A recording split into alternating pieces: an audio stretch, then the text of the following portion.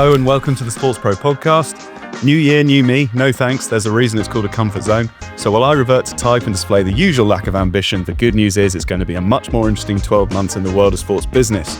We're kicking off the year by looking at the 10 people we think will be shaping the agenda in 2026, including a media mogul, a former theme park executive, and a Peace Prize winning president.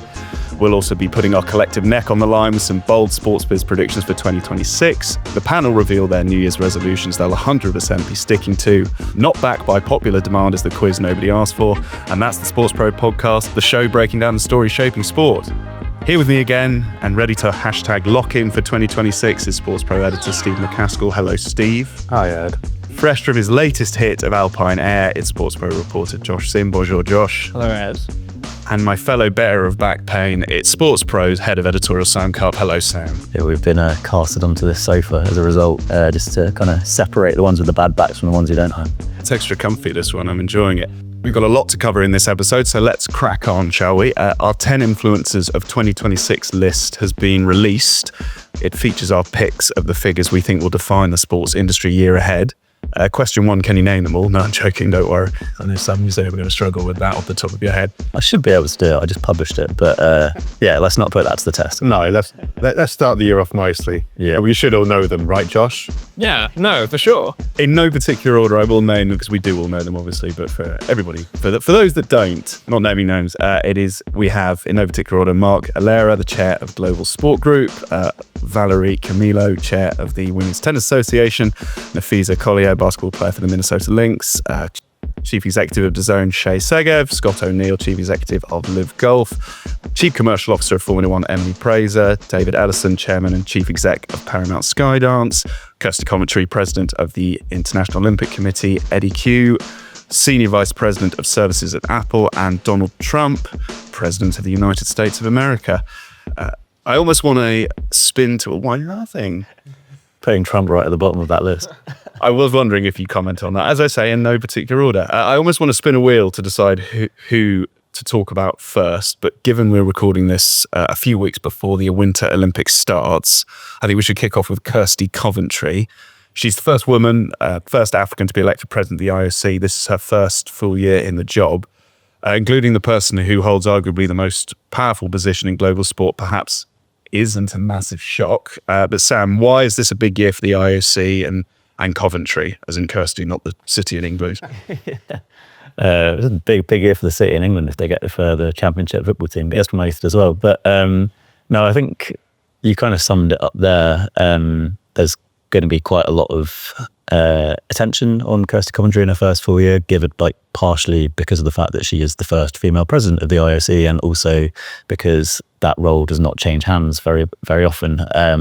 So yeah, there'll be quite a lot of attention paid to how she steers that organisation in a post-Thomas Bach world. There's also the Milan Cortina Winter Olympics happening, as you mentioned, starting in February, which kind of is the first games to take place under her stewardship, but a lot of the planning for that would have taken place before she was elected. The kind of delivery of that now is very much down to the organising committee, so you can't really judge her too much on that. But I think where we're really going to see some interesting developments this year is, what's her stance on Russia and Belarusian athletes returning to the Olympics? What's her stance on things like Israel?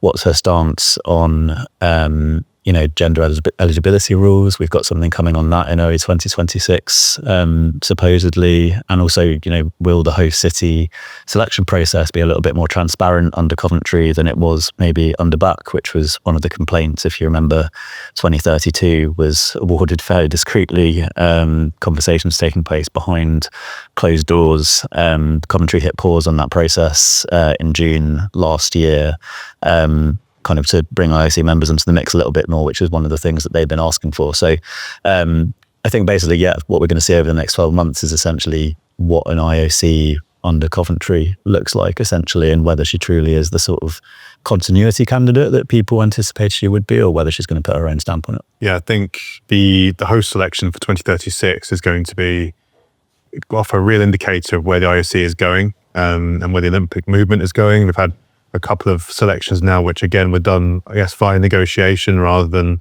through an open process, partly through necessity. There were fewer cities bidding for the games due to the scale of it, but you're seeing a bit more interest now, and there's some very ambitious nations wanting to get those get the rights to host 2036. So it'll be really interesting to see how that is done and where where the games do end up, because there's still Saudi Arabia, India very keen. I think that's going to be a real, I guess, a bellwether of what's going to happen and what under her stewardship.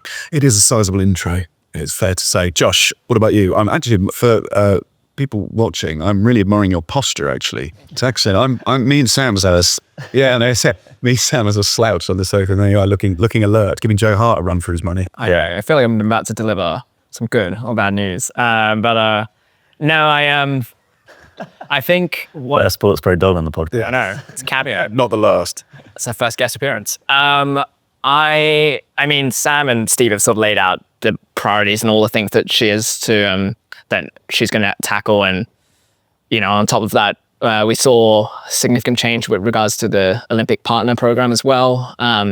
Some long-standing partners left, and some new ones entered as well. So whether we see more change to that will remain to see. Probably not, because given that a lot of those deals are sort of tied to games, maybe not. But I'm sure there'll be a lot of brands and companies that are sort of looking at what the IOC does, and whether or not they want to again commit to sort of doing deals or extend deals and such. So yeah, I don't know. I mean, we've already seen her make a decision in terms of discontinuing or not even proceeding with the Olympic esports games. So that's maybe an indicator of her wanting to prioritize the existing things that the IOC are running as opposed to sort of launching new events. So there's a lot we're going to learn about sort of the IOC in her first year of direction. So yeah, keen to see how she goes. I think to Josh's point as well, like as you mentioned, the Olympic esports games, something that's quite a big decision already. But I get the impression that she's not going to be continuing the status quo quite in the same way that people anticipated her to. She was obviously referred to as the continuity candidate, but I think kind of in some of her first public appearances, she's been quite firm on certain issues. She was very firm on Trump, like immediately after getting elected. As I say, there's been sort of like some decision already on the return of Russian athletes, at least at the youth level. And this probably isn't a great way to measure it, but and this probably says a lot about the algorithm on my X account, but she did pop up in a promotional video promoting the Winter Olympics, and I don't know, there was just a little bit more youthful energy from commentary than what you got with back, which probably isn't that hard, but it did just kind of like, she's about 30 years younger than at least. She is, but it kind of just spoke, I don't know, you can kind of just see maybe there's a new energy being injected, and I'm not saying that she's suddenly kind of gonna start taking a political stand on issues that Bach was famous for not doing, and she'll obviously still sort of like toe that line of political neutrality, but I think she probably is going to be a little bit more open with the media, and there is going to be that transparency that maybe she did promise going into the role. First unnecessary quiz question of the year, and much like dogs making a random appearance on the podcast, it probably won't be the last. Kirsty Coventry was elected president of the IOC after winning a majority on the first ballot with 49 votes. Who was second, and how many votes did they get for a bonus point? I think second was Samaranch. Correct. Guess how many votes? Oh, gosh. I can open that to the floor. How many did Coventry get? Yeah, 49. 49. 27? Very close, 28. Samaranch was second. I almost got that wrong. Always glad I didn't. I feel like you did know it, and then you wanted to get it slightly wrong, so I wouldn't back say that. 10. Yeah. Sebco got 8 votes, and then a few others got, the rest got 2, 4, 2 between them. So it was a very decisive victory. Much quicker, I remember at the time, than we anticipated. Like we were getting the live stream ready. It was like, no, she won it. Like what? We were locked in for multiple rounds. Yeah, we were. I mean, waiting for white smoke to emerge, and not much of a show, was it? Yeah, exactly. I promise I won't be doing questions for every influencer, but the Winter Olympics is one of the biggest events of 2026. Another is the FIFA World Cup, which of course is being co-hosted by the US, Canada and Mexico. And President Trump has been very keen to put sport front and center of his return to the Oval Office. Steve, why is that? Why is it? I mean, it's a global platform for him to project himself onto. It's another form of soft power as well. Another way to I guess it projects this vision of the US as well. And if we're talking about, we've got the World Cup, you also have the LA 28 Olympics. And Trump is probably more so than any other world leader I can imagine part of the World Cup. I can't recall a parallel. I know that Mark Carney and the Mexican president were there for the draw, but it was the Trump show at a venue that's recently been renamed in his honor. So, and look, FIFA often comes into a host nation, makes loads of demands with regards to tax, in terms of what it wants, in terms of access. That relationship has been slightly reversed in this instance, in terms of Trump saying that he will take games away from cities which he believes are unsafe, which coincidentally happen to be those run by Democrat politicians that he has issue with, and FIFA has said, yeah, he does have the power to do that, which I cannot imagine another instance, but that would have been a possibility. It's it's his FIFA show, and even more intriguing, this is the first time that FIFA's taking control of the organisation of the tournament. It's not in the hands of an organising committee, so that's why he's been so, I guess, visible during this World Cup next year. And again, we do have the Olympics in a couple of years' time, in another a state governed by one of his political adversaries in Gavin Newsom in California. So that'll be interesting to see how that plays out. So yeah, it's about the soft power. It's about the projection of himself and his vision for the US. And we mentioned already winner of the FIFA Peace Prize, which at the time of recording, I'm seriously starting to question the credibility of. Will he be the first person to be awarded and the first person to be stripped of the FIFA Peace Prize? It's I think it's kind of ironic, isn't it, that the first World Cup to have 48 teams, the most inclusive World Cup ever, is going to be impacted by probably like fairly insular policies that Trump has been impacting. His administration's visa and immigration policies. There's so many questions around that. There's the fans of some nations might have difficulty even getting to the tournament, given the restrictions that are currently in place. I know this isn't directly linked to Trump, but obviously there's a lot of talk about ticket prices at the moment and how extortionate those have become, and the accessibility of the event. And I think it's just quite interesting that, after Russia and Qatar, there were probably quite a lot of hopes that we'd have an unpolitical World Cup in 2026, but that certainly doesn't seem to be the case.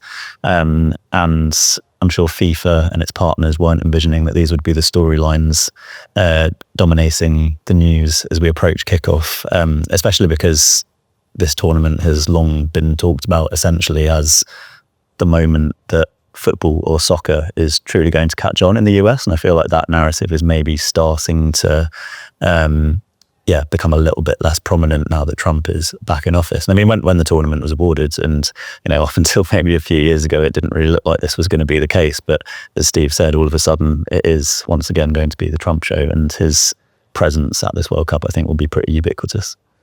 Yeah, I know we're here to talk about 2026, but it's also worth touching on the LA 2028 Olympic Games. Josh, is this, however Trump chooses to show up, is his presence at the World Cup kind of provide a preview of what the world and also the IC can expect at the Olympics in 2 years' time, 2 and a bit years' time? Yeah, I mean, it's not only that, actually. I just remembered that the 2027 FIFA Women's World Cup is also going to be co-hosted by the US as well. And I know that from just reading reports, it seems like cities aren't sure whether they want to sort of bid for games. And I wonder whether the ongoing political uncertainty plays a part in that as well. But, looking at a year further at the LA 2028 games, he's already sparred with LA city officials when it comes to policing in the city in general. And, I'm sure that he will have a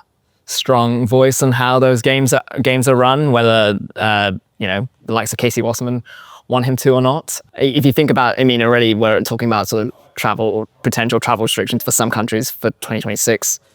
The Olympics obviously welcomes a lot more countries than that. and whether the IOC are then going to have to sort of, circumvent or play along and work and try and work with the White House is going to be interesting to see. But yeah, he's so unpredictable. Well, he's so unpredictable that sort of all these sporting organizations are sort of having to sort of change on the fly effectively, which makes him, definitely an influencer to watch, given that, everything he does sort of seems to have a massive impact. I think calling Donald Trump unpredictable is like saying water's wet, isn't it? But I do definitely take your point. We've got one athlete on the list this year, and it's, as I mentioned, it's WNBA star Nafisa Collier. Sticking with you, Josh, as I know you've covered the WNBA and indeed Unrivaled Basketball League in detail. She's a lot more than a basketball star, isn't she? And that's why she's included in our list. Yeah, I mean, she's obviously a very well accomplished player on the court, but just away from the court, obviously the VP of the Players Union, so has had tremendous say in the ongoing, as a time recording, ongoing CBA negotiations. She boldly, some might say, called out the commissioner in October, cited sort of a breakdown in their personal relations and sort of trust, and she has seemingly got a lot of support from the league as well, because a lot of players seem to back up her comments. So we've written extensively how sort of the growth of women's basketball and sort of that trajectory that it promises to sort of hit well. Whether, those players are going to feel all of those benefits and gain all of those benefits from the increased revenue, that's what they're fighting for, and that's what Collier is certainly putting her voice on the line for. And given her position as well as sort of the founder of Unrivaled, you mentioned that's just started this month. And the way that they've chosen to run that league, giving players equity and like a massive increase in pay compared to the average salary in the WNBA. It seems that she's determined to sort of leave a very lasting impact for women's basketball players. And I can't think of too many athletes who have that sort of voice and say in terms of how the financial conditions and sort of the playing conditions that their future counterparts are going to feel. She's reshaping the future of women's basketball from the inside, and that's kind of the world we live in now, in sport anyway, where athletes taking a much more hands-on role, whether it's commercial deals or in this case, governance. How big a presence is she going to have then in the next 12 months, in terms of particularly with the CBA as well, the WNBA? Oh, massive. I think it's, I think everyone wants women's basketball and the WNBA to be successful. I mean, it would be, in my view, catastrophic if there is a labour stoppage at this point in the league's, I guess, in the league's journey. Kathy Engelbert for her part, wants sustainable growth. It's been a journey of, I guess it's been a slow build, and it's a big catalyst in recent years. And the revenue's increasing, but profitability isn't. But if you look at Collier and the players' point of view, they're building things for the future. But athletics and basketball, it's a short career. They will feel they deserve to benefit right here, right now. If the league is benefiting from their star power, their abilities on the court, then why shouldn't they benefit? Why should it just be future generations? And I think that's the crux of it. So it is very interesting when you compare the US to other leagues, and you have the draft system, which some might argue keeps wages down, reduces the rights of the athletes, but you have really strong players' unions in the men's and women's professional leagues, and that provides a lot of power to the players who have positions of authority in the association. So huge responsibility, huge amount of influence. It's going to play, it's not over the top to say a massive role in the future of WNBA and how it does continue that steady growth it's enjoyed over 30 plus years, and where it's going next, because there's a real opportunity to join that top tier of leagues, perhaps more so than any other of the challenge properties in the US. And she labelled the WNBA's leadership as the worst in the world. I think what she did over the past sort of like 12 months, and what she'll kind of continue to do over the next 12 months, because I think also like a lot of our listeners, especially those based in Europe, might not be that aware of Nafisa Collier and what's going on in the WNBA. And I think actually what she's doing is kind of like redefining the power dynamics a little bit between league administrators and athletes themselves. She's kind of shown in partnership with obviously Brianna Stewart in launching Unrivaled that there is kind of another way. And I think in women's sports especially, that is kind of like leverage that the athletes have. And when she called out Kathy Engelbert and used the term that you just used there, that was because she knew that she had leverage. She knew that she's kind of like, her peers as well. She'd built up that trust with Unrivaled. With her kind of like just her status within the game as well, was one of the sort of like biggest stars in the WNBA. So I think just kind of that's also where her influence is going to be felt. I think it's not just about what happens with this CBA, which will be kind of one of the biggest deals of this year, but I think it's also going to kind of have a big impact on the future of female athlete compensation in terms of what the outcome of that is. Because as I say, Unrivaled is kind of showing that there is another way, and it is a way of kind of applying pressure to the kind of existing those who hold the power at the moment, and just a sign they do need to kind of listen to their athletes and change, or else they're kind of going to go elsewhere and maybe even start something for themselves. Well, exactly, and I think her stance is kind of reflective of the expectations for women's basketball now. Higher standards, better pay, better conditions, and audience appetite as well. We've got 3 media figures on the list, but Steve, I know you were particularly keen to talk about David Ellison.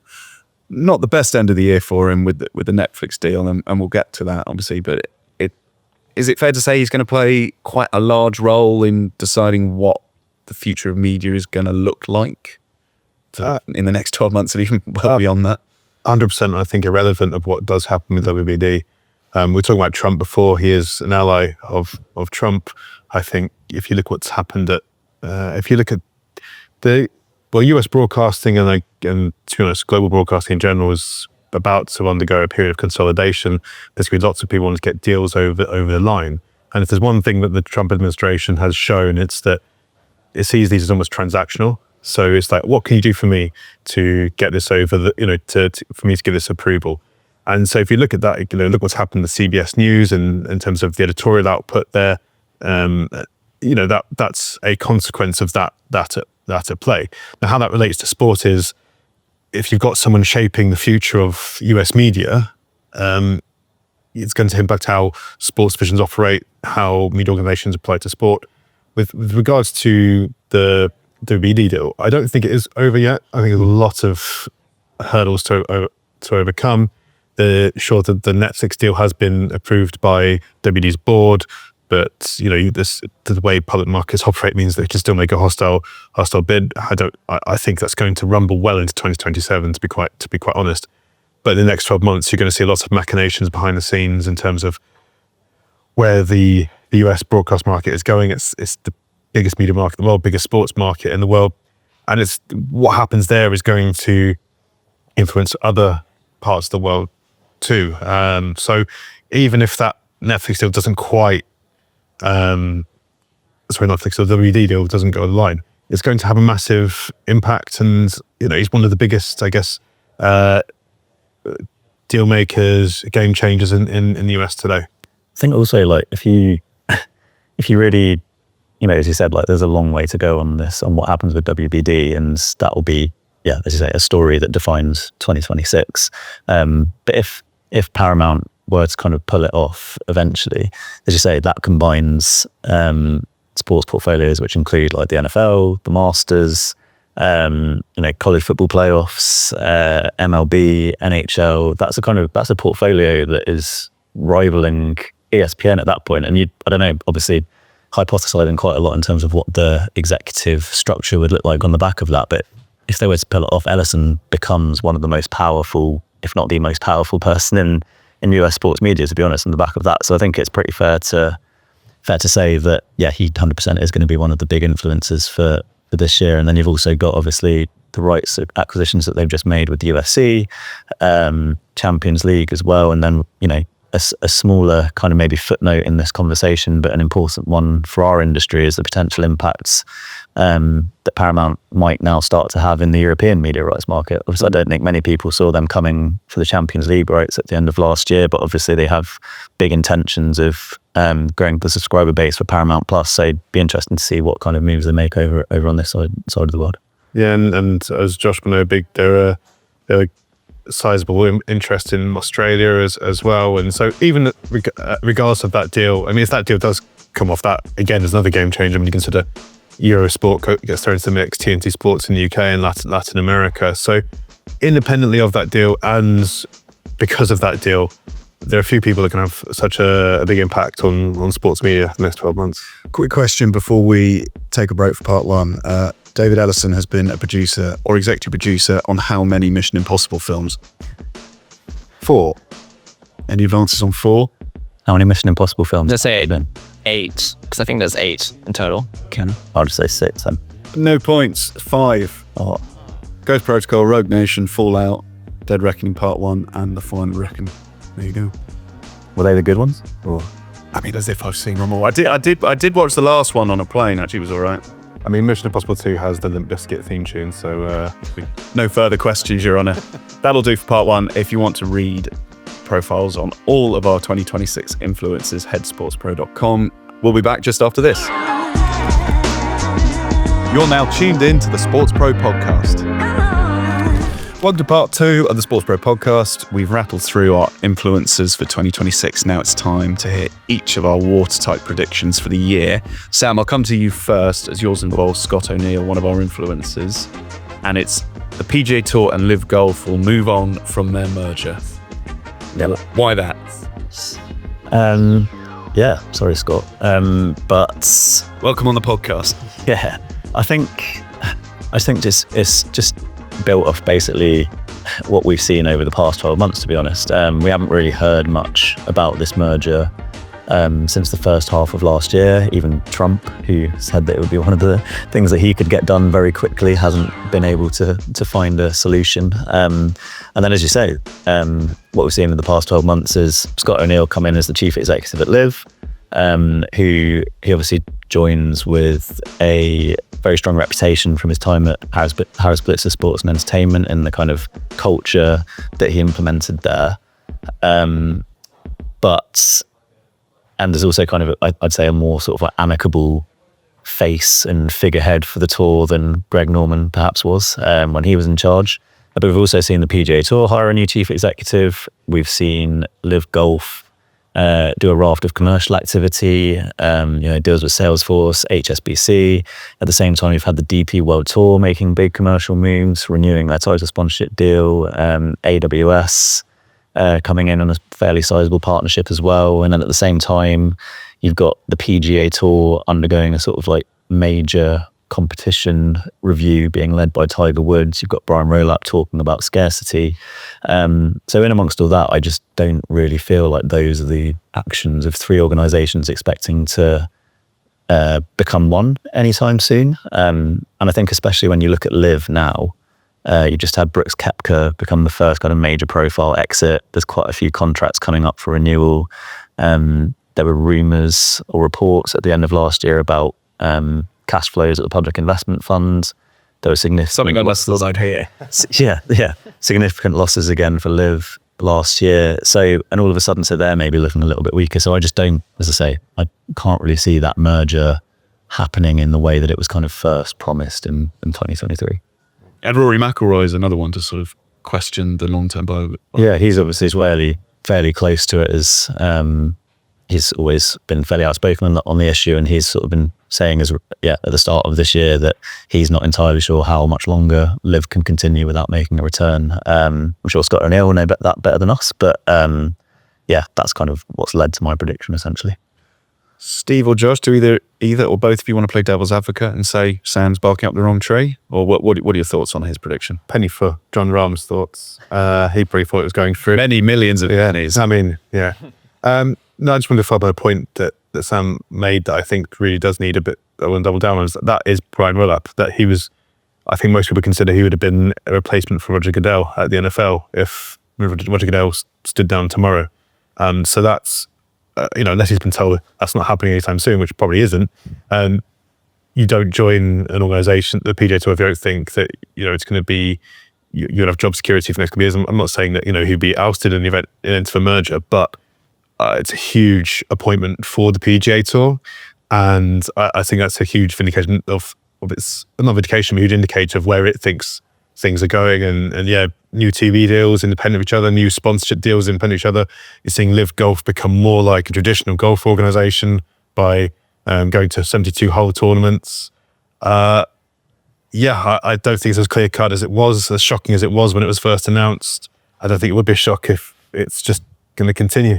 Yeah, I think sorry, Josh, go ahead. No, the only thing I would add is I wonder if those running their respective tours have as much interest in a merger anymore, because the PGA Tour now has that investment from the strategic sports, I think they're calling it, but like Fenway and Arthur Blank, that sort of consortium of US sports team billionaires. So it's not as if the PGA Tour now are reliant on needing more investment, given they've just received some. And you mentioned sort of those reports that the Saudi PIF may no longer look at making big outlays or in the short term.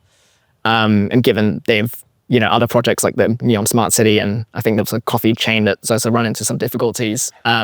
You wonder whether, because I think part of the deal was the PIF would invest in the commercial entity, and you wonder whether they have as much interest now in doing so. So it almost feels as though now, like a merger, if it was to happen, it would be obviously for the players, for the broadcasters and sponsors would welcome it. But I don't know.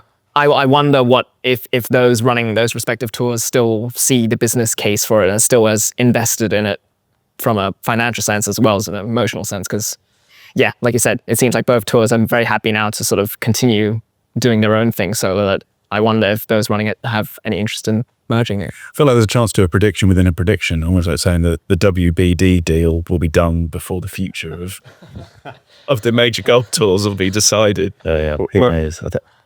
It just feels like it's even messier to sort out now, and really strong executives on both sides of the table now. Like, how on earth would that resolve itself if a merger were to happen? Like the only thing I would say is like that competition review that the PGA Tour is currently undergoing, like Rolap keeps using the word scarcity, so you can kind of make an educated guess that the PGA Tour calendar is going to shrink, and does that then open up space for live tournaments somehow to be integrated in some way, shape or form? Like, I don't know, and maybe that's why they're sort of making this move to 72 holes and whatever. Like, I don't know if that's sort of an avenue towards that, but it just still seems way too messy to kind of be resolved, especially over the next 12 months. Yeah. Steve, your prediction is a bit broader, and it's sport will find even more unconventional ways to bring content to market. What unconventional ways sprung to mind for you? Carrier pigeon, analog radio, reviving Bebo. What were they? Steve McCaskill's LinkedIn profile.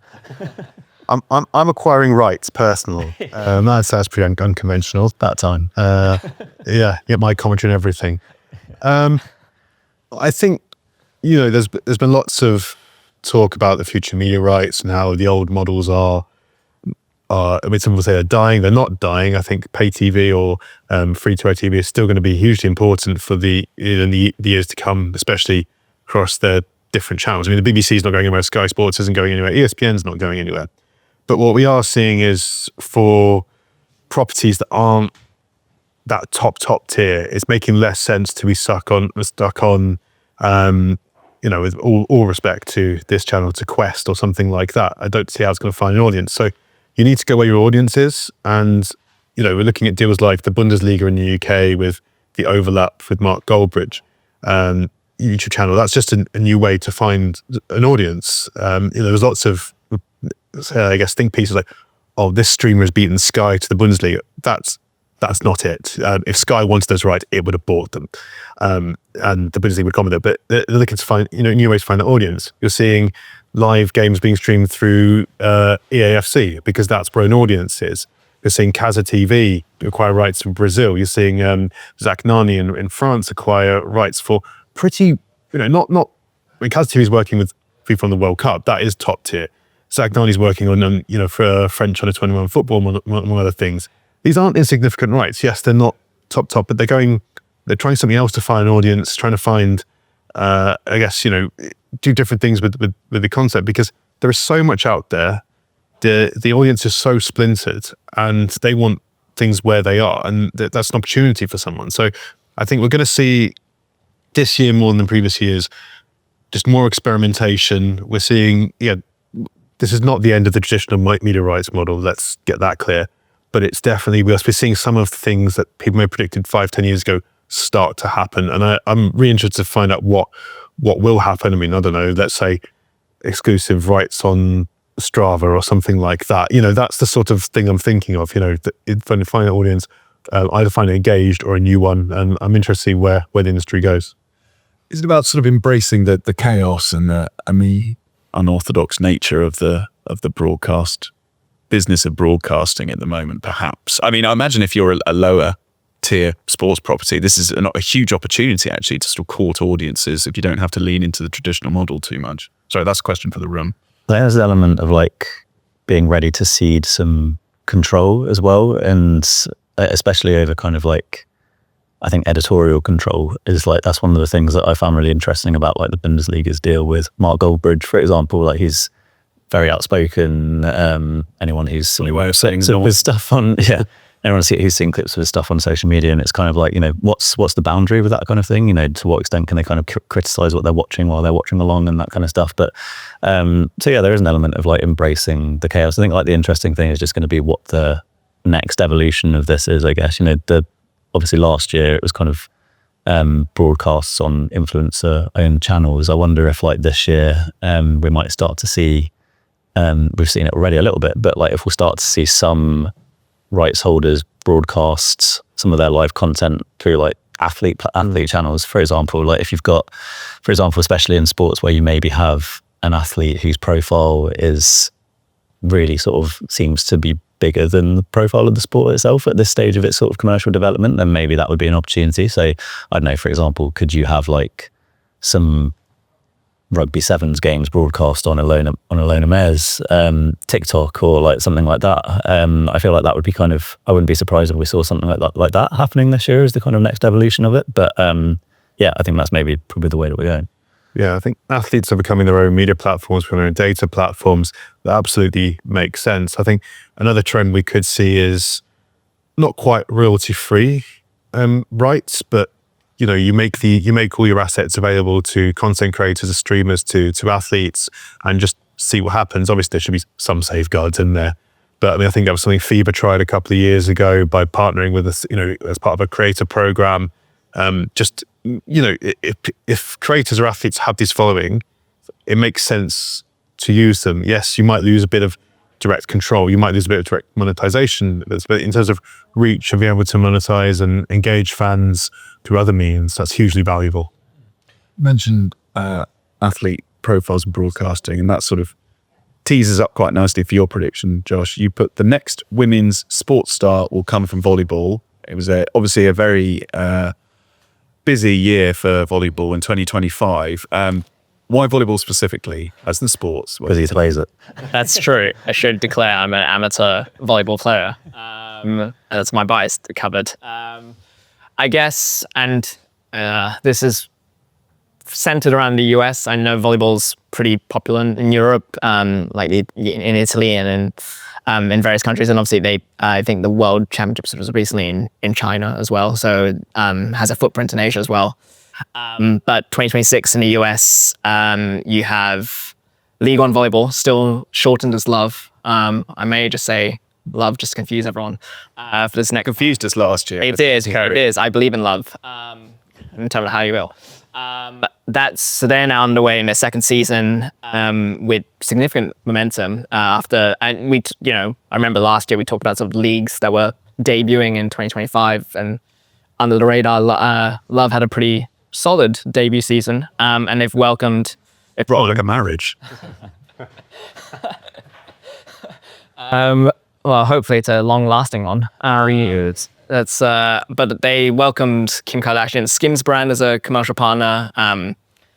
Chase, the financial company. They've also signed up Versant, the USA Network, and they've now made a sort of Game of the Week program for Wednesday to sort of show marquee matches. They've welcomed investments from the San Antonio Spurs ownership group, the Houston Texans ownership group, and they've got plans to expand further. Alexis Ohanian's come on board for the LA team, and the San Francisco team as well coming. So, we've referenced sort of the scale of the US sports machine. And I think with increased exposure, increased both on broadcast and commercial, and with increased investment and just ambition to sort of expand further, I think Love has a good chance of doing so. Equally, there is also the Pro Volleyball Federation, an existing league that is now merged with Major League Volleyball. There was a chance we were going to have 4 US volleyball leagues in 2026. That's now become 3 because those 2 have merged. But again, they have a broadcast deal with CBS, so they already get exposure on a main network. And seeing their sort of social following also sort of climb considerably. So I think with all those sort of places, all those sort of pieces sort of filled, I think a US volleyball women's player probably has a good chance of sort of becoming a major star, especially given that I think ESPN also sort of said that their college volleyball season was the most watched, the 25 season was the most watched on their platforms. So similar to the way Caitlin Clark sort of came up in college basketball, then sort of became a national phenomenon. I think there's a good chance that someone from the volleyball world sort of follows suit. For the non-volleyball players in the room, do we think Josh is onto something, or do we think a household name is going to come from sports that are sort of further along, particularly on the women's side, like your footballs and your basketballs? I think I see there's some similar dynamics basically there's some dynamics in volleyball which I think could help Josh's prediction come to fruition. If you think about women's basketball and the reason why someone like Caitlin Clark and even now like Paige Beckers have become so popular is partly because of the growth of NIL and also just the sort of the popularity of that sport at the college level. And women's volleyball is another sport that is really, really popular in colleges in the US. So if you have kind of some athletes who are leaning into that a lot more, building their social media profile, I think now that you then have that kind of professional landscape developing in the way that Josh just kind of summarized, and with some like really significant investors in there. There's Alexis Ohanian, as Josh said, David Blitzer has invested in one of the teams as well. So like serious, investors who have traditionally been involved in men's sports and spending big money. I think that does kind of, there's a few factors there that could contribute to an athlete from volleyball kind of going on that similar sort of trajectory and maybe coming out of nowhere a little bit in the way that others have over the past few years and catching us all off guard. Because I think also, if you talk about football, obviously there are going to continue to be stars from football, but I think a lot of those we know about already, whereas I think some of the most interesting ones that have emerged in recent years are kind of those stories that you don't know as much about and kind of then sort of catapulted in that different way. Final prediction, and I would say we saved the best till last, but it's mine. It's the NFL will open the door to bigger private equity investment. We've seen multiple deals be struck. I would say the interest from institutional investors has been steady. I don't think there's been a deluge of deals. One of the reasons is that, for me, is the relatively modest stake size on offer, which can put off certain investors who like to be quite a bit more hands-on. Roger Goodell has hinted that they might allow private equity funds to buy more in the future. He suggested it might be years. I think it's going to be sooner than that. For me, it's an obvious decision for a league that wants to remain ahead of everybody else when it comes to driving value. Does anybody think differently? Or no, I think we're going to see the NFL try and renegotiate its broadcast deals. Maybe as soon as this year, that's going to achieve a lot more value. That's going to increase the value of individual franchises even further, make them more impossible to sell. And I think you're going to see owners want to release some of that value and benefit from it. So yeah, this absolutely happen. I think the only question is whether they open the process up to more firms. Of course, you have to go through that approval process. Yeah, absolutely. I think to stay ahead of the other leagues, you're going to look at, if looking at the NBA with its new TV deals, baseball is about to go through its round of negotiations. So stay ahead of the curve, benefit from those broadcast deals. Again, the NFL acts in the interests of its owners. So yeah, no brainer really. Yeah, I think also what we're going to see, irrespective of whether it's in the NFL, is just so much private equity investment in sport this year. You can see they're all tooling up for it. We mentioned that Mark Alera was one of our 10 influencers for this year. He's chairing CVC's new global sport group. CVC actually are one of the firms that are permitted to invest in the NFL as part of a consortium. So maybe that's one route that they'll be looking at. There they have kind of like been more interested in leagues, but I think we're kind of like about to see a bit of a new era, I guess, of like private equity investment in the sport. You've had that sort of post-COVID cut price deal making period, whereas now you've got an increased number of firms who are actually recognizing the value of it, and also not just with teams and leagues, but also like sports adjacent organizations. Like we've seen agencies become like really hot property now. So I think maybe that's another area that we're going to start to see more investment this year. Ironically, you mentioned COVID there. I think the resilience of sport during COVID is exactly one of the reasons why they're looking to invest in sport. It seems, there's a high entry point for the most blue chip properties, but pretty resilient. They can offer good returns, particularly for properties that are in a growth phase that do look like they've increased their broadcast deals. And again, demand for sport, especially team sport, is relatively inelastic. People, I guess there's an affordability point, that's true, but in terms of fandom, it's not really going to go away too easily. You all agree with me. Excellent. What a lovely start to the year. Yeah, we never disagree on this podcast, do we? And maybe that should be our New Year's resolutions, disagree more. Yeah. It wasn't just the four of us who gave our predictions. Several other SportsPros gave theirs as well, so head to sportspro.com to read those. Before we go, who has an unrealistic New Year's resolution they want to share that they will have to stick to now that they've said it to the world? I just said mine. I'm going to disagree with you all more. Not drink more, eat or exercise less. Yeah. So realistic, unrealistic. The lines blur with you, Steve, and big.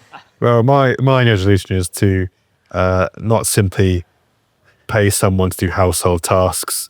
I can do it. Painfully middle class. Redfall. I think I can do it. I've shown I can do it. But when it comes to something like, someone's going to do it better.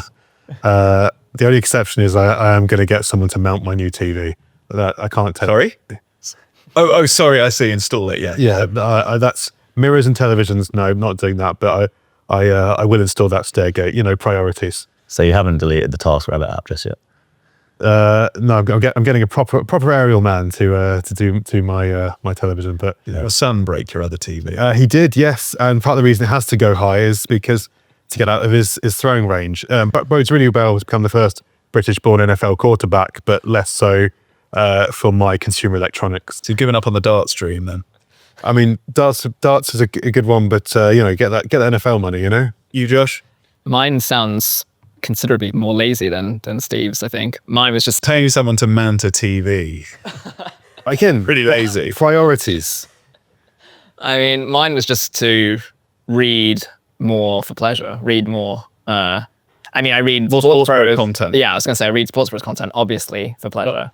But I mean, reading more books, because I find when I go home, especially over the winter break, I go home and then sort of end up rereading all the books I used to read as a teenager. So I feel like I need to do that a bit more. It's very wholesome. Yeah. Yeah. Mine's actually too different from Josh's. I just less time on my phone is the main one. Especially an hour before bed. I think that's something we can all aim for. But and substitute that time with reading probably. So we can track your progress by your screen time on last seen on Teams. Yeah. Judge yours by Goodreads and mine by my bank balance. So yeah. How about you? Yeah. How about you, Ed? Surely it's more exclusives, isn't it? Yeah. Mine is the same as last year, which shows you how well last year's went, and it's stretch more. Not on this podcast, though. No, that's physically not like my sort of my elasticity when it comes to sort of flexibility work and stuff. Although that would be, maybe quite helpful. But no, get the lunges in, get the downward dogs. I think become more supple, basically. There'll definitely be a way we can track that, I think.